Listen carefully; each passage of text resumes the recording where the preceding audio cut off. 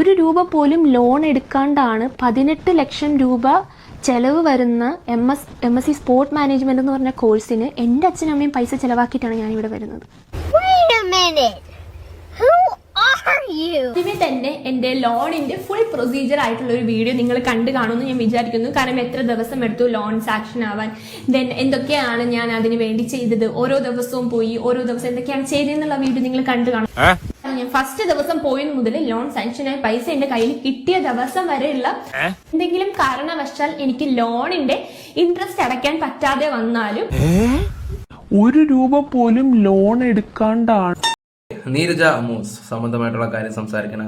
ഇപ്പോൾ ഓൾറെഡി എല്ലാവരും ചർച്ച ചെയ്തുകൊണ്ടിരിക്കുന്ന ഒരു വിഷയമാണ്. ഞാൻ ഈ ഒരു ടോപ്പിക്കിനെ കുറിച്ച് അങ്ങനെ സംസാരിച്ചിട്ടില്ല. അപ്പോൾ ഞാൻ സംസാരിക്കാൻ വന്ന കാര്യം എന്താണെന്ന് വെച്ചാൽ, എന്താ പറയുക, നിങ്ങൾ എൻ്റെ ഒരു ചാറ്റെങ്കിലും കാണിച്ചു തന്നാൽ, അല്ലെങ്കിൽ എൻ്റെ എന്തെങ്കിലും ഒന്ന് കാണിച്ചു തന്നാൽ എൻ്റെ അക്കൗണ്ട് ഞാൻ ഡിലീറ്റ് ആക്കി തരാം, അല്ലെങ്കിൽ ഞാൻ അത് ചെയ്യാം മറ്റേത് ചെയ്യാം.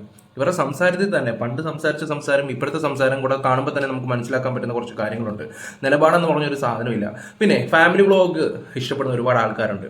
നിങ്ങളുടെയൊക്കെ വിചാരം അതൊക്കെ റിയലാണ്. നിങ്ങളെപ്പോലുള്ളവരെയൊക്കെ എന്താ പറയുക, പറഞ്ഞു പറ്റിക്കുകയാണ്. നമ്മളിപ്പോൾ ഒരു വ്യക്തിയോട് കണ്ട് ഇഷ്ടം തോന്നി, ആരാധന തോന്നി, ആ ഒരു വ്യക്തിയോട് ഓക്കെ അവർ പറയുന്ന എല്ലാം ശരിയാണെന്ന് കരുതിയിരിക്കുന്ന കുറേ ആൾക്കാരുണ്ട്, പ്രത്യേകിച്ച് ഇതുപോലുള്ള സബ്സ്ക്രൈബേഴ്സ്.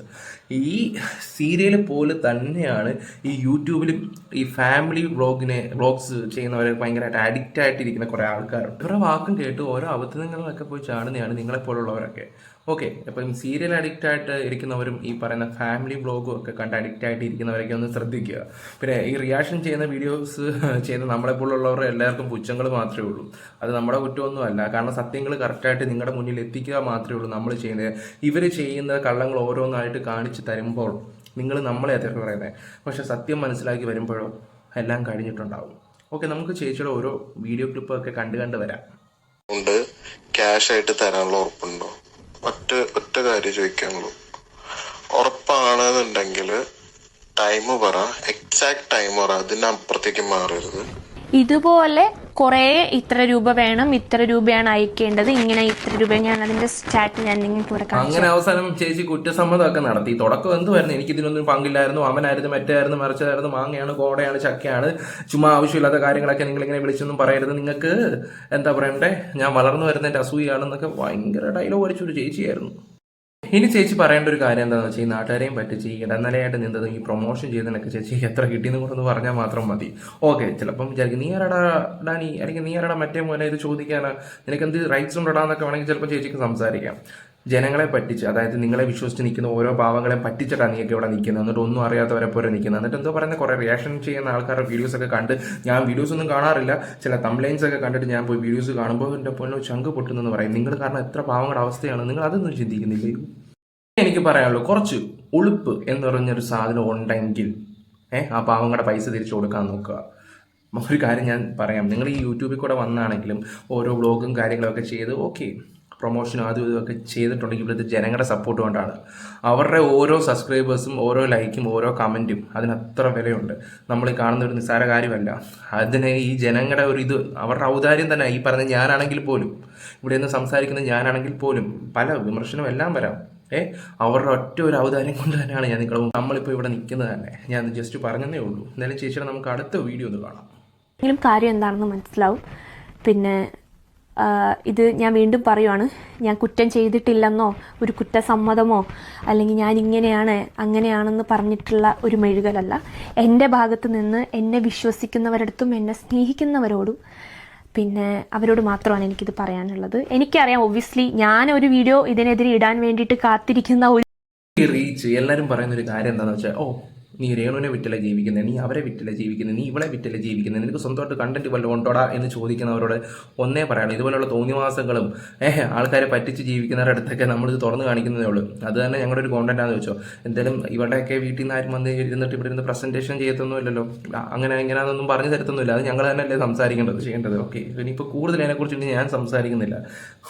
നിങ്ങൾക്ക് ആണെങ്കിൽ ഫാമിലി വ്ളോഗ് ചെയ്യുന്നവർക്കാണെങ്കിൽ ഓക്കെ, നേരെ ഒരു ക്യാമറ ആയിട്ടാണെങ്കിൽ ഇതാണ് എൻ്റെ വീടിൻ്റെ പറമ്പ്, ഇവിടെ ഇത്ര ഇതുണ്ടെന്നൊക്കെ വേണമെങ്കിൽ കാണിച്ചു. ഞങ്ങളാണെങ്കിൽ ഓരോ കാര്യങ്ങളും ഓരോ തെളിവ്, കാരണം ഈ ഒരു വീഡിയോ ചെയ്യുമ്പോഴൊക്കെ സൂക്ഷിച്ചും കണ്ടും ചെയ്യണം. ഒരു അബദ്ധം പറ്റിയതാണെങ്കിൽ പോലും തീർന്നു. എൻ്റെ ഒരു വീഡിയോയിൽ എഡിറ്റിംഗ് സമയത്ത് ഒരു കട്ടിങ് വന്നപ്പോഴത്തേക്ക് ആ വീഡിയോ ഇല്ലാണ്ടായി പോയതാണ്. പിന്നെ ഒരു കാര്യം കൂടെ, നമ്മൾ ഈ ഒരു കോണ്ടന്റ് ചെയ്ത് വരുമ്പോൾ നിങ്ങൾ എന്തെങ്കിലും കള്ളം കാണിച്ചു കഴിഞ്ഞാൽ അപ്പം ജനങ്ങൾ തന്നെ നമ്മുടെ അടുത്ത് കൊണ്ടുതരും. അതെടുത്ത് നമ്മൾ വീഡിയോയിൽ പറയുകയും ചെയ്യുന്നുണ്ട്. പറഞ്ഞു മനസ്സിലായി, ഞങ്ങൾ നാട്ടുകാരെ പറ്റിച്ചല്ല ജീവിക്കുന്നത്, നിങ്ങളെപ്പോലുള്ളവർ പറ്റിച്ചുകൊണ്ടിരിക്കുകയാണ്. അത് തുറന്ന് കാണിക്കുന്നതിന് ഒരു തെറ്റും തോന്നുന്നില്ല. റീച്ചെങ്കിൽ റീച്ച്, ഓപ്പൺ റീച്ചെങ്കിൽ റീച്ച്, ഞാനൊന്നും പറയുന്നില്ല, വാവിട്ടും എല്ലാം പറഞ്ഞാൽ കൂടിപ്പോവും. റീച്ചെങ്കിൽ റീച്ച്, ഓക്കെ.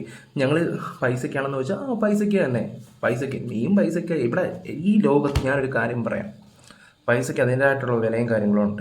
പിന്നെ എല്ലാ കാര്യങ്ങളും പൈസ കൊടുത്താലും കിട്ടത്തുമില്ല. അത് ഒരു ഇതിങ്ങനെ നിൽക്കുകയാണ്. കൂടുതൽ ഞാൻ ഇനി പറയുന്നില്ല, ചേച്ചിയുടെ അടുത്തൊരു വീഡിയോ വെച്ച് തരാം. ഇതിൽ കൂടുതലൊന്നും ഒരാൾക്ക് കിട്ടാനില്ല. ഒരു വ്യക്തിക്ക്, ഒരാൾക്ക് ഇതിൽ കൂടുതലൊന്നും ഇനി കിട്ടാനില്ല. അത്രയും ഞാൻ പബ്ലിക്കിൻ്റെയൊന്നും വേറെയുള്ള കണ്ടന്റ് ക്രിയേറ്റേഴ്സിൻ്റെയൊന്നും എക്സ്പീരിയൻസ് കേൾക്കണം, കേട്ടല്ലേ പറ്റത്തുള്ളൂ. ചോദിച്ചു വാങ്ങിച്ചിട്ടുള്ള ഒരു കാര്യം അത്. ഒരാളുടെ ജീവൻ പോയതാണ്, അത്രയൊന്നും വരത്തില്ലല്ലോ.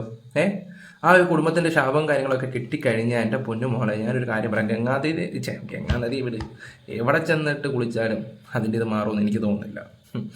ഇതൊക്കെ പുച്ഛം മാത്രമാണ് സത്യം പറഞ്ഞുതരാം.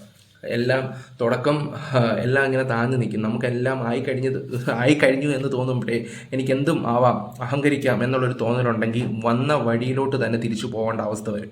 അത് ഓർത്തിരുന്നാൽ നല്ലതായിരിക്കും. അത് ആരാണെങ്കിലും ശരി, ഈ പറയുന്ന ഞാനാണെങ്കിൽ പോലും പറയേണ്ട കാര്യങ്ങളുള്ളവ പറയണമല്ലോ. നീരജ തന്നെ ആദ്യം പറഞ്ഞു, ഞാൻ സ്റ്റാറ്റസ് മാത്രമേ ഇട്ടിട്ടുള്ളൂ. പിന്നെ നീരജ പറയുന്നുണ്ട് ഞാൻ ഇടനിലക്കാരിയായിട്ട് നിന്നിട്ടുണ്ട്. ആദ്യം സ്വന്തമായിട്ടൊരു സ്റ്റാൻഡ് വേണം. ഇതൊന്നും ഇല്ലാത്തതുകൊണ്ടാണ് ഇതൊക്കെ സംഭവിക്കുന്നത്. ഇനി ഇതിൽ കൂടുതൽ വന്നാലും എനിക്കത് ഫേസ് ചെയ്യാൻ പറ്റുന്നതേ ഉള്ളൂ. അപ്പം ഇതെൻ്റെ ഒരു എന്താണ് കാര്യം. പിന്നെ കുറച്ച് 2-3 വീഡിയോ, ഞാൻ സത്യം പറഞ്ഞ വീഡിയോസ് ഒന്നും കാണാറില്ല. എനിക്ക് അമ്മയോട് അച്ഛനോട് ഞാൻ പറയും വീഡിയോസ് ഒന്നും കാണരുത്, നമുക്ക് കാണുമ്പോഴാണ് നമുക്ക് സങ്കടം വരുന്നത്, ഇത് കുറച്ച് കഴിഞ്ഞ് അങ്ങ് പൊക്കോളും, കാണണ്ട എന്ന് പറഞ്ഞിട്ടുണ്ട്. പക്ഷെ എന്നാൽ പോലും കുറച്ച് പേര് അയച്ചു തരുന്നതും തമ്പ്ലൈനൊക്കെ വായിക്കുന്ന സമയത്ത് നമ്മൾ അറിയാതെ 1-2 വീഡിയോസ് മാത്രം അങ്ങനെ നമ്മൾ കയറി കണ്ടുപോകും.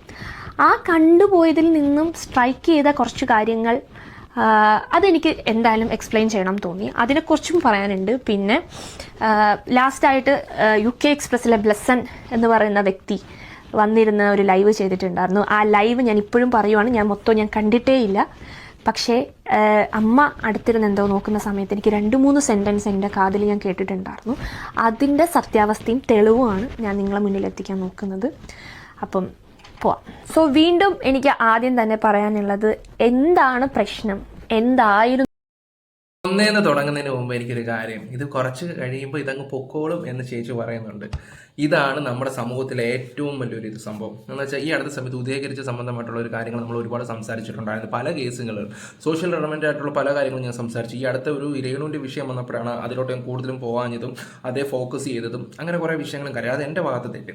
ഞാനിവിടെ പറയാൻ വന്നൊരു കാര്യം എന്താണെന്ന് വെച്ചാൽ, എല്ലാ വിഷയത്തിലും എല്ലാ വ്ളോഗേഴ്സിൻ്റെയും ഒരു പ്രശ്നം വന്നു കഴിഞ്ഞാൽ ഒരു 10 ദിവസം കഴിയുമ്പോൾ അതങ്ങ് പൊക്കോളൂ എന്നുള്ളൊരു ചിന്താഗതിയുണ്ട്. അങ്ങനെ ചിന്തിക്കുന്ന ആൾക്കാരുണ്ട്.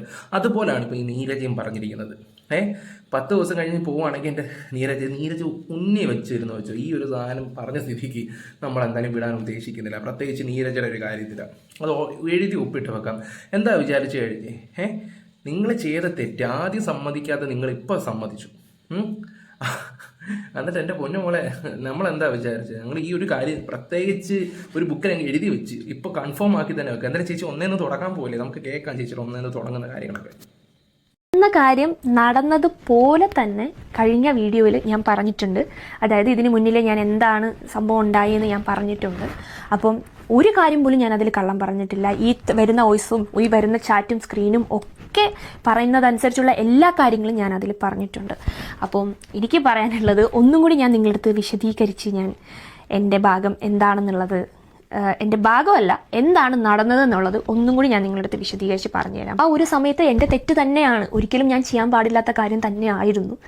ഏതോ ഒരു പൊട്ട ബുദ്ധിയിൽ സ്റ്റുഡൻ്റ് ആയിരുന്ന സമയത്ത് ഇങ്ങനെ ചെയ്യാം അങ്ങനെ ചെയ്യാമെന്ന് വിചാരിച്ചു, ഓക്കെ ജസ്റ്റ് ഒന്ന് നോക്കാമെന്ന് വെച്ചാൽ എൻ്റെ ജീവിതത്തിൽ ആദ്യമായിട്ട് ഞാൻ ചെയ്യുന്ന ഒരു സംഭവമായിരുന്നു ഈ ഒരു വിസാൻ്റെ ഒരു സംഭവം എന്ന് പറയുന്നത്. അപ്പോൾ ആ ഒരു റോയിൽ തന്നെ ഇങ്ങനെ അമലിൻ്റെ ഇത്തിരി വിസ ഉണ്ട് എന്ന് പറഞ്ഞപ്പോൾ ഞാനത് വാട്സപ്പിൽ ഞാൻ സ്റ്റാറ്റസ് ഇടുമായിരുന്നു.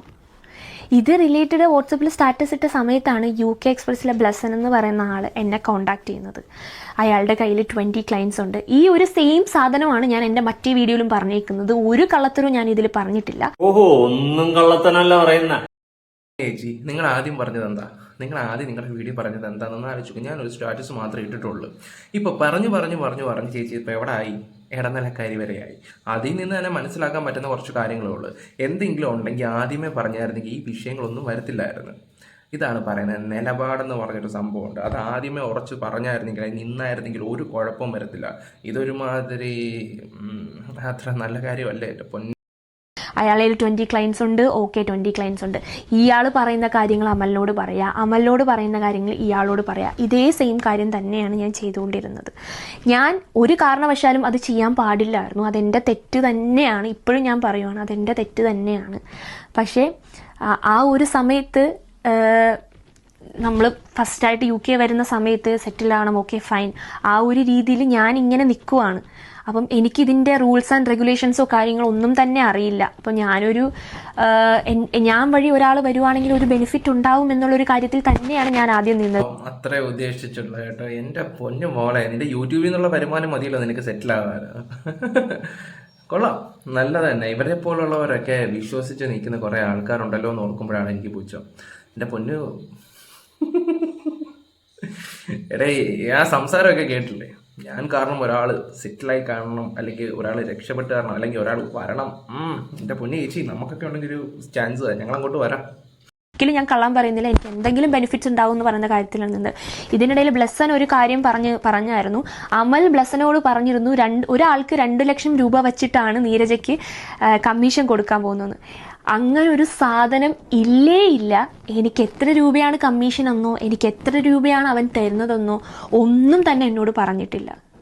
എന്നോട് പറഞ്ഞിരുന്നത്, ഇത്രയും വിസ സക്സസ് ആവുന്ന സമയത്ത് എന്തെങ്കിലും ഒരു ലാഭം നിനക്ക് തരാം. ഞാൻ ചോദിച്ചിട്ടുമില്ല എനിക്ക് എന്താണ് തരുന്നത്, എത്രയാണ് തരുന്നതെന്ന് ഞാൻ ചോദിച്ചിട്ടുമില്ല. ഈ ഒരു സമയത്ത് ബ്ലസൻ എന്നെ കോൺടാക്ട് ചെയ്യുന്നു, ഇത്ര ക്ലയൻസ് ഉണ്ടെന്ന് പറയുന്നു. ബ്ലസൻ എനിക്ക് അവരുടെ പ്രൊഫൈൽ അയച്ചു തരുന്നു. ഈ പ്രൊഫൈൽ ഞാൻ അമലിന് അയച്ചു കൊടുക്കുന്നു. അമൽ എനിക്ക് കുറേ കാര്യങ്ങൾ അയച്ചു തരുന്നു. അമൽ എനിക്ക് എന്താണോ പറഞ്ഞത് ഇത് ഞാൻ അതാണ് ഡയറക്റ്റ് ആയിട്ടാണ് ബ്ലസനോട് പറയുന്നത്. അമ്പി ഉമ്പി കാമ്പൂശ്ശേരി മങ്ങാനൊത്ത മുരിങ്ങിക്ക എന്ന് കേട്ടിട്ടില്ലേ? അത് ആദ്യം മോൾ എന്തൊക്കെയായിരുന്നു പറഞ്ഞത്? എൻ്റെ ഇൻസ്റ്റ കളയും, എൻ്റെ അത് കളയും, എൻ്റെ മറ്റേ കളയും. ഇപ്പം നിൻ്റെ വായിന്ന് തന്നെ സത്യം വീണേ, എന്തിനാടേ ഇങ്ങനെ വല്ലവനെ വലിപ്പിച്ച് ജീവിക്കുന്നതിനേക്കാളും നല്ലത്? എന്തിനെ ആദ്യമേ കുറേ കുറേ നീ ഇപ്പോഴും നിൻ്റെ സബ്സ്ക്രൈബേഴ്സിനല്ലേ പറ്റിച്ചുകൊണ്ടിരുന്നത്? നിൻ്റെ സബ്സ്ക്രൈബേഴ്സിനല്ലേ നീ ആദ്യം ഒന്ന് പറ്റിച്ചുകൊണ്ടിരുന്നത്? എന്നിട്ട് ഇപ്പോൾ വന്നിട്ട് എന്തെങ്കിലും തരുമെന്നുള്ള രീതിയിൽ ഓക്കെ, കമ്മീഷനും കാര്യങ്ങളൊക്കെ മേടിക്കാതിരിക്കുമോ, അതൊന്നും ഒരു വിഷയമായിട്ടുള്ള കാര്യമില്ല. ഒരാളുടെ ജീവനാണ് പോലും, ഒരാളുടെ ജീവൻ. അതെല്ലാം കഴിഞ്ഞിട്ട് എനിക്കൊന്നും അറിയത്തില്ല, മറ്റേവനാണ് മറിച്ചവനാണെന്നൊക്കെ പറയുമ്പോഴേ ഇപ്പം നിനക്ക് അഹങ്കാരമാണ്. ഓക്കെ, ഇതിപ്പോൾ നിൻ്റെ കോണ്ടന്റ് എടുത്ത് ഞങ്ങൾക്ക് ചെയ്യുമ്പം എന്താ പറയണ്ടേ, ഓക്കെ ഞങ്ങൾക്കും വ്യൂസ് കയറും. നീ അത് വെച്ചിട്ട് ഓരോ എക്സ്പ്ലനേഷൻ ശരിക്കും പറഞ്ഞാൽ നിങ്ങൾ ഉണ്ടാക്കുന്ന നീ ഇപ്പോഴും ഓരോ വീഡിയോ ഇപ്പോഴും ഇട്ടുകൊണ്ടിരിക്കുക, നമ്മളിത് കാണുന്നുണ്ട്. ഓക്കെ, പിന്നെ പേടിക്കണ്ട, ഉടനെ തന്നെ ചേച്ചിയുടെ കുറച്ച് കാര്യങ്ങൾ വരുന്നുണ്ട്. അത് നിങ്ങളൊന്ന് വെയിറ്റ് ചെയ്യും. പിന്നെ നിങ്ങൾ കുറെ വോയിസ് കേട്ടു, കുറെ ചാറ്റ് കണ്ടു. ഈ സാധനങ്ങളെല്ലാം പൈസ ചോദിക്കുന്നതും ലിക്വിഡായിട്ട് പൈസ വേണമെന്ന് പറയുന്ന ചാറ്റ് എല്ലാം അമൽ എനിക്ക് അയക്കുന്ന സാധനം സെയിം ഫോർവേഡ് ചെയ്തിട്ടാണ് ഞാൻ ഈ ചാറ്റ് ബ്ലസൻ അയക്കുന്നത്. ഇവിടെ നീരജ പറയുന്നതെന്ന് വെച്ച് കഴിഞ്ഞാൽ നമ്മൾ ഇന്നലത്തെ വീഡിയോയിൽ ചാറ്റ് കാണിച്ചിട്ടുണ്ടായിരുന്നു, ഇവര് പൈസ ചോദിക്കുന്ന ചാറ്റ്. മോളെ, എന്തൊക്കെ നീ ഇപ്പം ന്യായീകരിച്ച് സംസാരിച്ചാണെങ്കിൽ പോലും നീ ചെയ്തത് വളരെ തെറ്റായിട്ടുള്ളൊരു കാര്യം തന്നെയാണ്. അതിപ്പോൾ നിൻ്റെ വീഡിയോസ് കാണുമ്പോൾ എല്ലാവർക്കും അത് മനസ്സിലായിട്ടുണ്ട്. ഇതുപോലുള്ള കള്ളങ്ങളാണ് നമ്മൾ ജനങ്ങളുടെ മുമ്പിൽ എത്തിച്ചുകൊണ്ടിരിക്കുകയും ചെയ്തത്. പിന്നെ ചേച്ചിയുടെ ഫോർവേഡ് ചെയ്ത ചാറ്റും കാര്യങ്ങളൊക്കെ നമ്മൾ കാണുകയൊക്കെ ചെയ്തിട്ടുള്ളത്. ചിലപ്പോൾ അത് കോപ്പി ചെയ്ത് അയച്ചായിരിക്കണം, എന്നാലും നീ തെറ്റാണ് ചെയ്തത്. അതാദ്യം മനസ്സിലാക്കാൻ പഠിക്കുക. അത് സ്വന്തം കുടുംബത്തിൽ ആർക്കെങ്കിലും, അല്ലെങ്കിൽ നിൻ്റെ അച്ഛനോ അമ്മയ്ക്കോ ആ ഒരു ഗതി വരുമ്പോഴേ നീയൊക്കെ അത് പഠിക്കുമോ, അല്ലെങ്കിൽ നിനക്കുണ്ടാകുന്ന ഒരു കുട്ടിക്കാണെങ്കിലോ, ഞാൻ പറയുന്നത് ശരിയല്ല, എന്നിട്ട് അവർക്കൊക്കെ ഈ ഒരു അനുഭവം വരുവാണെങ്കിൽ നിങ്ങളത് പഠിക്കത്തുള്ളൂ. ചുമ്മാ വന്നിട്ട് ഇങ്ങനെ ഓരോ കാര്യങ്ങളൊക്കെ സംസാരിക്കുമ്പോഴേ മനുഷ്യനെ വെറുതെ ഇതാക്കരുത്. ഓക്കെ, എന്തായാലും നിങ്ങൾ ഇത് കാണുന്ന പ്രേക്ഷകർ നിങ്ങളുടെ അഭിപ്രായങ്ങളും കാര്യങ്ങളും പറയുക. അപ്പോൾ നമ്മുടെ വീഡിയോസ് ഇഷ്ടപ്പെട്ടാൽ ലൈക്കും ഷെയറും സബ്ബും ഒക്കെ ചെയ്യുക. Bye, love you all.